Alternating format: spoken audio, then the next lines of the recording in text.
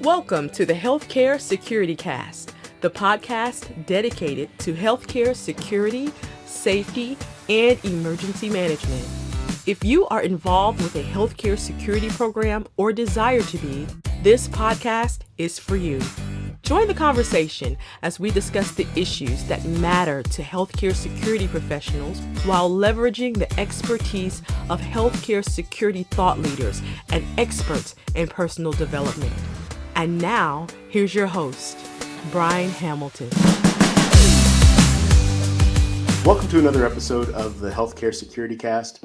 Today I'm joined by Burgess Nichols. Burgess, thanks for joining us today. Thanks for having me. Now, I always like to start things off by getting to know who I'm speaking with a bit. So just for our own knowledge, who is Burgess Nichols? Sure. So, I like to first kind of define myself by family, right? I'm a father of a 4.5-year-old, also named Burgess, nicknamed Trip. I'm a husband to my wife, Jessie, and who is actually due with our daughter next week. So looking to expand the family a bit here very shortly. Former naval officer. I was a Naval Academy graduate, served in the Navy for 8 years, finished up my time doing foreign military sales in the eastern province of Saudi Arabia. Got out and got into consulting for a little bit.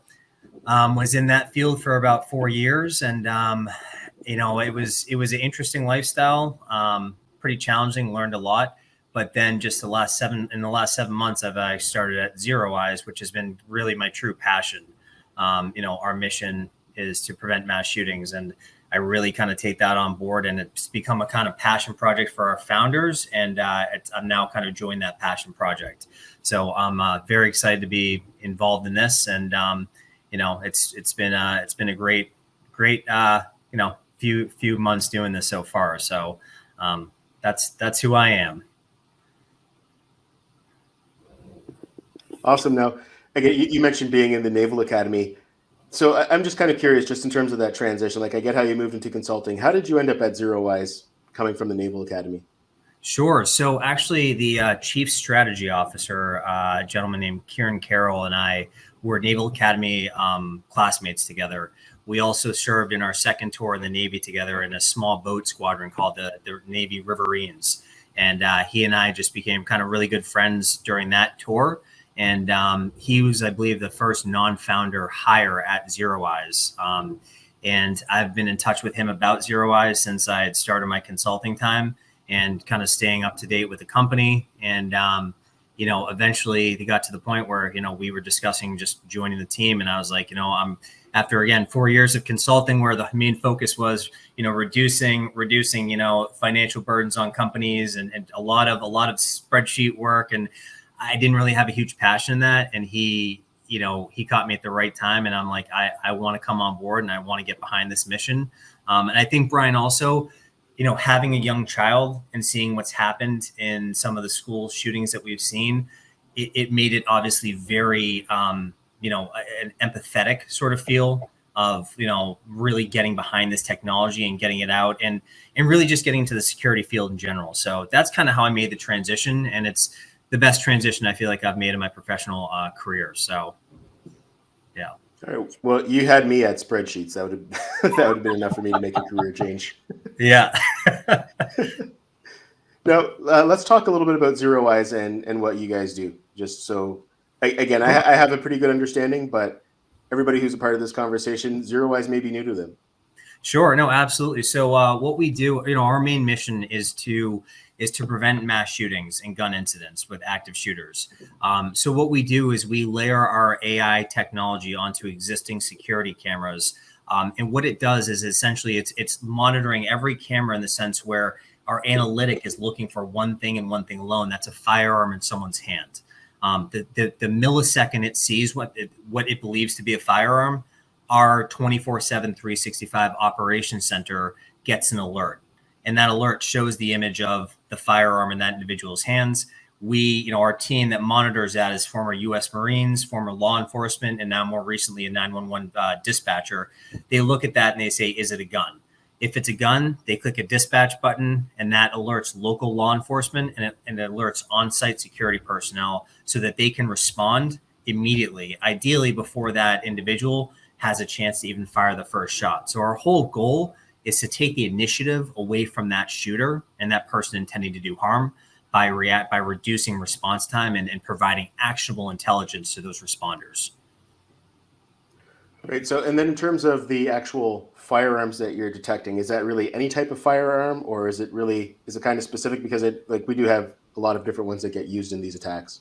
Absolutely. So the data set that our AI is basically pulling from to kind of match up what it believes to be a firearm is populated organically, right? So for the founders of the company had, put together an organic data set from the first day that it existed until now of tens of thousands of images of multiple different configurations of firearms. So we're talking about 215 different subclassifiers, but thousands of configurations of firearms. So shotguns, handguns, etc., different color configurations, different sizes, shapes. So we really have a very wide data set that we use, but it's all organically sourced.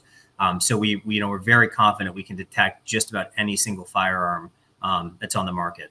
Predominantly, especially the ones that are statistically used in these mass shooting events, which are your handguns, your AR-15 type weapons. Okay. Now, understanding that when we have newer technology, healthcare is not always the first to adapt these technologies. So Sure. I'm curious what your presence has been in the healthcare market. And, if you haven't gotten into healthcare yet, I know there's recent events. I'm sure, just based on recent events, I'm sure that you've had some communication with healthcare facilities. But if you're not in healthcare, what are some of the facilities that you're in right now?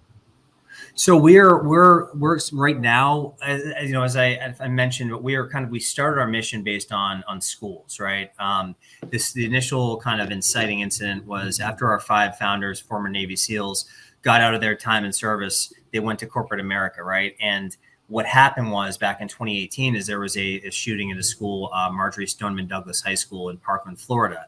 And what happened in that event was that an individual walked into a stairwell with a duffel bag, and he pulled out a rifle, and he was under field of view of camera for over a minute as he loaded the magazine into the rifle. And then he walked in and unfortunately killed 17 people.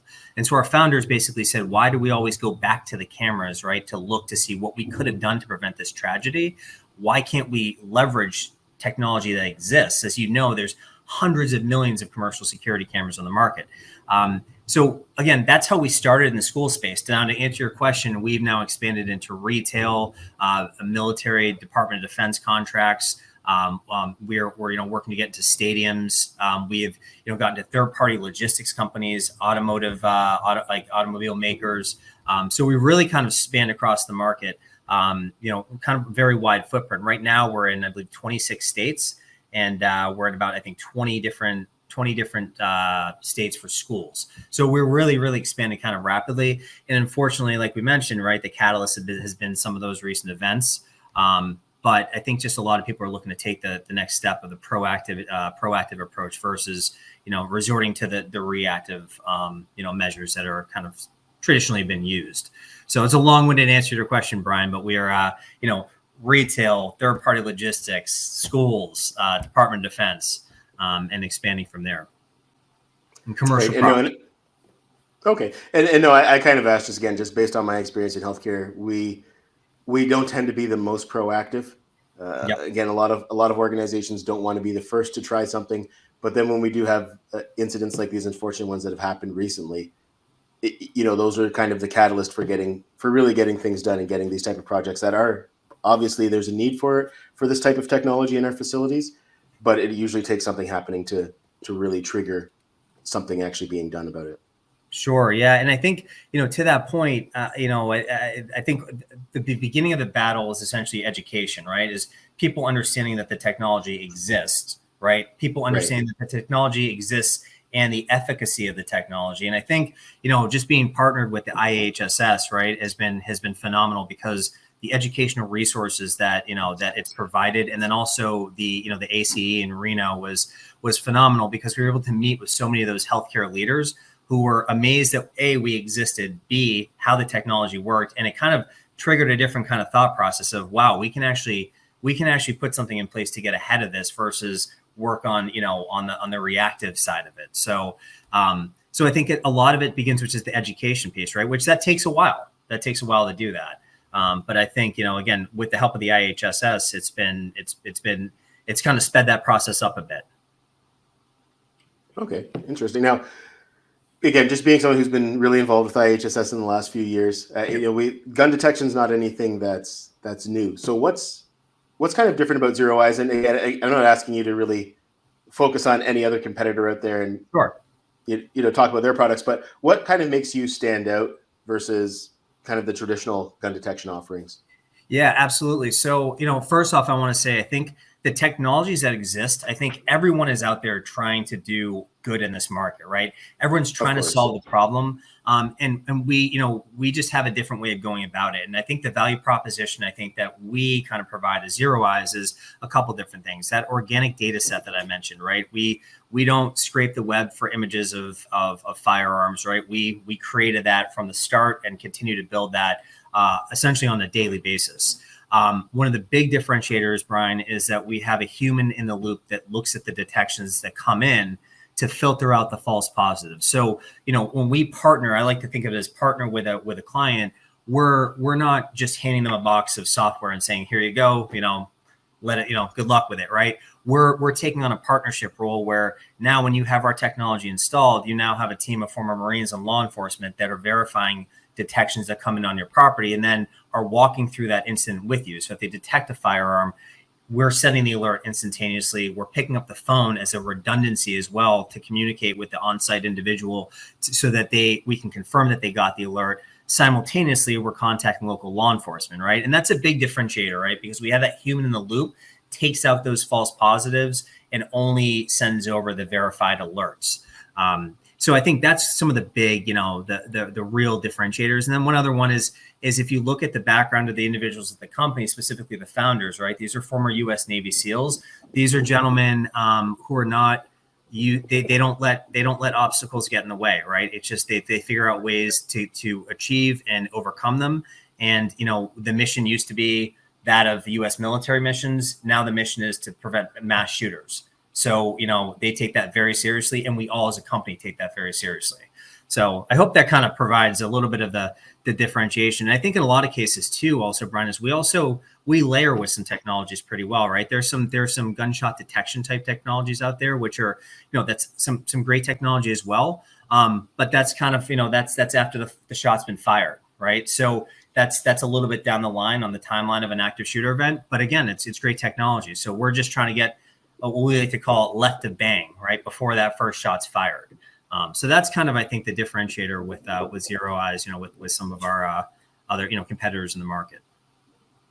Excellent. Now, the one thing that you kind of mentioned there towards the end was the timeline, and obviously time is of the essence when we have these events happening. From the time that a weapon is detected, what's the kind of communication loop from detection of a firearm till the on-site individuals and law enforcement know? Sure. So when, the detection of the actual firearm happens within milliseconds, right? The AI is always looking, and we're not actively monitoring cameras, right? So what I think it's an important thing to differentiate, especially in healthcare, right? Where, there's obviously a lot of regulations, HIPAA and all that, right? Our monitors are not looking into live video feeds on a client site. Our AI is sitting on what's called the RTSP, which is the real-time streaming protocol. And it's sitting on top of that. That's layered on top of that camera essentially, and it's looking for what it believes wants to identify as a firearm. And when it gets that detection, that happens within milliseconds. Now the human in the loop gets that, they look at it, and typically between 3 and 5 seconds is the time it takes them to look and say, is this a firearm, right? They understand the context of the situation based on the images that they're seeing on the screen. And then within that 3 to 5 seconds, they dispatch that. And when they click that dispatch button, the alerts start going into the client and then instantaneously as well to law enforcement. So it really cuts down on that response time. So it's the real time frame there is the 3 to 5 seconds, Brian. Okay, no, that's amazing. That's a really quick time frame. Now, the other thing that you kind of mentioned too were just talking about the efficacy. What is kind of the false positive rate that you guys have seen? Yeah, so I mean, we have it's a very small false positive rate. What we're seeing here is, the value proposition of ZeroEyes is that the client never gets the false positive. So while our team will filter through those false positives, you're never going to get it because as you know, if you're the security organization in a hospital, if you're inundated with false positives, you're going to stop. You're going to ignore the alerts, right? You're not going to look at it anymore. So our team filters that out. So with our updated models, we continue to reduce the amount of false positives we get, but it is a pretty minimal amount of false positives. So yeah, it's low. Okay. Now, just in terms of like, obviously, we've seen some real examples recently. Do you have any figures or anything that you could share that kind of support the need for some kind of gun detection? Sure. So, when we look at, when we've done extensive research through FBI crime statistics, the Secret Service crime statistics, and Gun Violence Archive, and we look at anything that's qualified as an active shooter or mass shooter event in the country. We monitor obviously on a daily basis, and what our team has extrapolated from this data, and we've spoken with law enforcement. They've also kind of backed this up and verified it. Is that over 70% of active shooters, there is a prep stage that goes into before they actually begin their active shooting, which is typically happens in an area that's under field of view of camera, and during that time, the majority of time they brandish that firearm.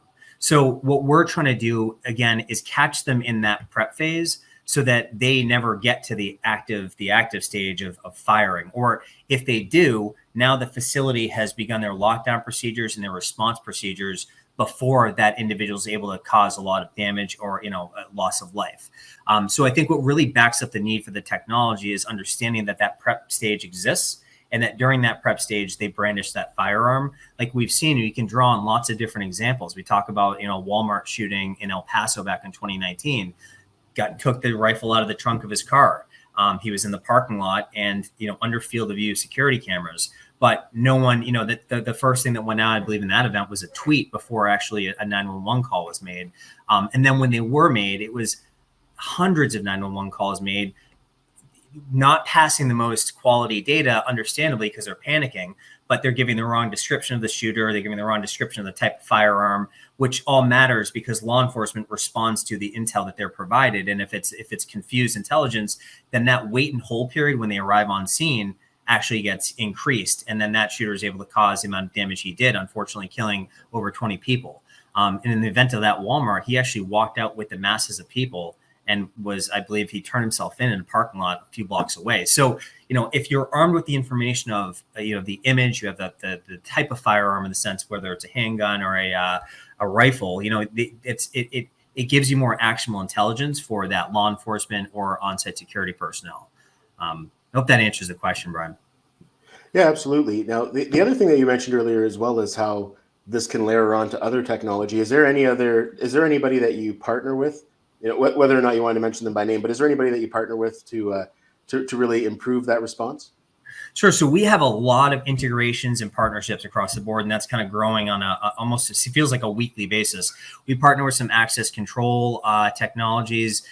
We partner with different VMS providers, and I think what we try to do is we're try to be easy partners in the sense where we want to layer our technology into the overall security posture of the client. So if they have a specific partner or a specific technology they use, we'll work to try to see how we can integrate with them or partner with them, to provide the best target hardening as possible. So yeah, we have a lot of different partnerships. None that I'll mention right now on the podcast, but we have a bunch of them across the board when it comes to access control, VMS, camera makers, and so on. Okay, no, and yeah, and that's totally fine. That's it's good to know that the options are there, because I know that's one thing, even in my line of work, that I'm getting asked pretty much every time I talk to a customer, is all around integration. So we're seeing an increasing need for that for sure. Sure. Yep. Definitely. Now, the other thing too that I wanted to kind of ask about is just based on being deployed in a number of facilities, do you have any success stories that you can share? Again, with as little or as much information as as you're able to disclose, but any success stories that you can share, just how ZeroEyes has been able to help prevent an event or at least help with the response. Sure. Yeah. So, I mean, we, obviously we are under NDAs with basically every client, so we're very limited in what we can actually name, but we've had incidences where we've detected thousands of firearms, right? in terms of what we've detected in a real kind of situation, we've had kids bring airsoft guns into schools that we've detected, and they've been apprehended within in a very, very short time frame. We've had incidences where there have been, TikTok challenges where people bring firearms into school, and they turn out not to be real firearms, but they do, what they did is they basically painted them to make it look exactly like an actual firearm. So we've had a lot of those types of cases, and we've had a lot of live gun detections of law enforcement on different sites. And so, the technology definitely works in detections. So yeah, those are some of the cases we've had, and I'm confident as we expand, into these various and other locations, and it's hard to put a positive spin on it, but it is positive because if we get that detection, we can get that response quicker too. So I'm positive, we will have a live detection, one that will prevent something in the near future. So I hope that gives you enough of an answer to that question, right? Well, yeah, absolutely. Obviously, the technology offering that you have is something that, yeah, we obviously want to know that it works, but you hope that you never have to use it. So, no, Yep. that definitely works for me. Now, just in terms of other potential uses, and you may see where I'm going with this, but I'm thinking of training. What are some of the other things that you could potentially do with this technology? So, I think that comes to that integration piece, right? I think, when we're looking on our roadmap is possibly some additional type of weapon detection. But again, where we really kind of pride ourselves is we're not looking to be a company that has a very wide breadth of what we do and be shallow in that. We're looking at a very narrow target and being very deep and qualified in what we actually do. And that's detecting firearms, right? But on our roadmap, because when we talk to different potential clients, the question always comes up. Do you detect this? Do you detect knives? Do you detect other things? And our sole focus at this moment in time is firearms, but we're looking at different types of detections going forward. So yeah, there's definitely some additional uses in the future, I think, that we have on our roadmap. Awesome, and you said the key word there. My ears kind of perked up when you said roadmap. Now, I won't hold you to anything. I won't hold you to any dates. But yeah. Can you elaborate a little bit more on what else is on that roadmap and what we can expect to see from ZeroEyes down the road? Absolutely. So there's some really cool stuff that we're doing, and it's like working at a very kind of futuristic company here in terms of some of our leadership. Their mind's always 10 steps and 10 years ahead. But things like robotic dogs, right? Robotic dogs deployment. Drones deployment on drones. So essentially we're looking at, being able to, essentially detect a firearm from a drone, again, on the roadmap. And we have some partnerships in that space that are, moving quite quickly with this, but those are some really kind of cool ones. And then with our, Department of Defense side of things, we've, it's allowed us, some of the contracts here have allowed us to really kind of move forward with some of that R&D. And really get some of those conceptual, ideas, start to bring them to fruition. In terms of roadmaps, I'm glad you're not holding me to a date because I can't give you one. But I can tell you we have a motivated team that's working. We're kind of all in all the time is one of our company kind of slogans, and it's obvious in the time frame in which we've worked on these developments and where we're going with that. So I can tell you I can't give you a specific timeline, but I can tell you it's going to be probably pretty soon.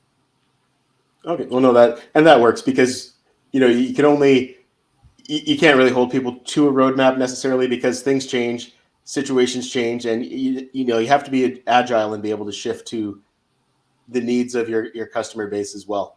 Absolutely, yep, definitely. Awesome. Now, just in terms of so we've talked a little bit about how the technology works. We talked about where things are going down the road, how it's being used today.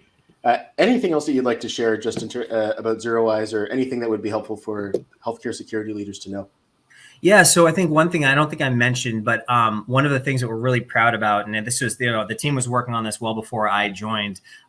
So I feel like I am appropriating some of the work that they did, but now that I'm on the team, I'm going to use the we. But we got our IAHSS Safety Act designation, developmental testing and evaluation, which essentially what that is that's one thing that we do have. I think we're the first visual analytic company to receive that. And essentially what that is that's the Department of Homeland Security looking at the testing of our technology. And again, using the word, the efficacy of our technology, and saying that we've achieved the first level of being a qualified anti-terrorism technology. And so we're really, really proud of that, because that does kind of set us apart from, some of our competitors. And, and I think that's something that we're working hard to go towards our certification. The next level is being designated, and then the following level is being certified. And so we're working very hard towards that. And thankfully, our clients are letting us do a lot of testing on their sites to achieve those next steps. But that's a really important one that, again, we're really proud of, and the team's worked really hard to achieve. So that's a big one. Oh, that's awesome. Now, the one thing, too, that you just made me think of there is grants and different funding that's available to, healthcare, a little bit different, because I know you guys are still just really getting into that market. Yep. But in education, have you been able to have do you have any customers that you know of who've been able to leverage any of those grants or funds that are available for projects like this? Yeah, there's definitely grant money out there for this. And I think we've seen that actually increase over, the last year or so. We have been working actually with some in the hospital spaces who have been asking us about grant funding, and we're working with them to determine what's actually available. It's a constantly shifting market, right? There's the FEMA grant money that essentially that timeline just kind of was hit in May, or the deadline for that. But there's always something coming out in the market, and whether that be state by state or federally, that that's allowing either hospitals, schools to kind of increase their security posture. Again, unfortunately, but as we've seen, is necessity based on the more recent events and what's going through legislature at this time in the United States. So there has been we have had some success with that as well, and we definitely think that's going to be a part of our kind of entrance into the healthcare space as well, as utilizing some of that grant funding. Great, excellent. One thing that we were kind of talking about offline as well, and I think it's definitely worth talking about, and letting everybody who's listening to this conversation know. So you guys were recently featured on CNN as well. That's right. Yeah, it was about I think 4-minute clip where one of the schools we're deployed in, an Oxford high school actually, which is they had a shooting back there not too long ago where unfortunately some students were killed. We piloted our technology there for a year duration, and so CNN essentially what they did was a great segment where they had our chief operating officer Rob Huberty at the high school, all very controlled environment, walking with an airsoft rifle and had an airsoft pistol. And then they had another team in our headquarters in Conshohocken, Pennsylvania, showing our monitors, essentially getting the alerts and how that would happen in a real-time situation. So it was a great, 4-minute clip and showing, how the technology works, a little bit of background about the technology, and then just kind of how it's deployed in that kind of rapid 3 to 5 seconds alert time frame, and how we think that it could really, go a long way to prevent or mitigate some of these acts of violence and these mass shootings that happen in schools. Excellent. Well, congratulations on that feature as well. That's a pretty significant thing. So I wanted to make sure that we talked about that as well. Yeah, no, thank you. Yeah, you're very welcome. Now, another thing too that I just thought of in terms of when you were running through that example, have you had the opportunity? Well, I guess maybe not necessarily yourself, but anybody on your team to participate in any active shooter drills that have been done leveraging one of your customers in the local law enforcement? Have you guys been able to take part in that? Oh, yeah, actually quite a few. So on our YouTube page, kind of giving a plug to our YouTube page, but on our YouTube page, we have a lot of ZeroEyes in the news, and a lot of our initial customers actually were very open to allowing us to do those, active shooter drills. And there was some media coverage of that too. So, we're grateful to them for letting us do that. But they also wanted to see how it would work and working with law enforcement and doing those response time drills and those active shooter drills to see how much it would reduce that response time for law enforcement. So we've had quite a bit of that. And some of our now retail clients are letting us do some of that testing on site as well. So I found that, again, it's a partnership, Brian, right? It's I am a commercial sales rep at ZeroEyes, but I look at it more like a partnering with the client, because once we're with a client, we are working with them. It's not just, again, it's not one of these hand off and forget, right? It's a install on the site and then continuously work with them as we move forward. And that includes doing some of those active shooter drills and showing them the proof of concept of how our technology works. Because if you think about it, right, we sit on the cameras, our technology sits on the cameras, and ideally it never has to be used, right? But we want them to understand that it will be when it's used or when it's needed, it will be there and it will do as we've advertised it to do. So it's good to show them that as well. So again, a long-winded answer to your question, but yes, we've definitely done some of those. Yeah, and actually, to your point, kind of early on, the one thing everyone else say about Burgess is that he's definitely someone who I've never felt like I'm being sold to. He approached me with really a learner's heart, wanting to learn more about healthcare and how he can really make a difference there. So anytime I bring somebody on here who sells a product, they kind of have that same attitude. If you think back to when I had Clete Bordeaux on, I kind of put Burgess in that same kind of grouping of someone who's trying to learn about the industry and trying to actually make a difference, not just worrying about that next sale.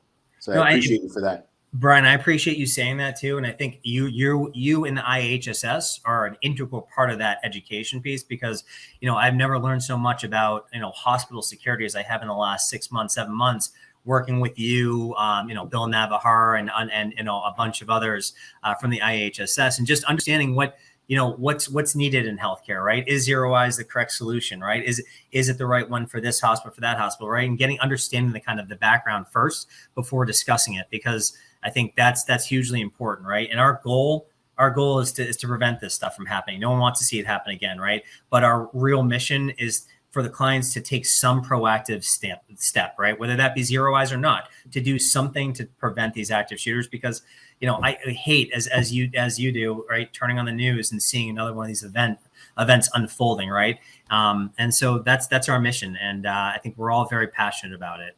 So, oh, absolutely. Now, so we've hit on a lot of things today. Is there anything else that you wanted to share before we come to the end of our time here today? No, I just think, I just appreciate, I think, all the people that I've met through the IAHSS and outside of that in the hospital space, who are always very candid with me about how they approach, their security posture and what their limitations are. And, I've appreciated all the conversations, of which now I've had dozens and dozens, and it's starting to get a good feel of, what's needed in the hospital space and the healthcare space in general. And I also just want to say again and reiterate, I do appreciate our partnership with the IAHSS. I think we realize how important it is to be, connected with you and the team. And I'm very excited for the next annual convention and exhibition. That's going to be a good time. So we're already starting to prep for it. Nice. Yeah, no, it's always a great event. You get to meet so many great people at every ACNE. As many as I've been to, there's always first time attendees. So that's one of the things I enjoy about it the most, is just meeting new people and learning about different challenges in different parts of different parts of the country, but really different parts of the world. Yep. Absolutely. Definitely. So, yeah. Now, we mentioned your YouTube channel, so I'll give you the last bit of time here just to really plug anything that ZeroEyes is doing and really where we can find more. So you mentioned the YouTube channel. Yep. What's the best ways to find out about ZeroEyes and to connect with you as well? Sure. So, the ZeroEyes, just ZeroEyes.com is the best way. We got a lot of great content on the website. Take it to our YouTube page. And then obviously you can reach out to me directly, Burgess@ZeroEyes.com. And, I can point you in the right direction in terms of, if you're interested, if anyone's listening that's interested outside of the hospital space, we're definitely there to meet those needs as well. I think those are kind of the main areas: the YouTube channel, our website, and then contacting me. I will definitely, I'm responsive, and I'll get you the right person if it's not me, very quickly. So yeah, I think those are the best. And then obviously LinkedIn is always a great place. We're sharing a bunch of content on there as well. So that's another one. Awesome. Well, be sure to follow ZeroEyes. Be sure to connect with Burgess if you haven't already. And Burgess, I just want to thank you for taking the time today and sharing this information with us. Hey, Brian, thanks a lot for having me. I really appreciate it.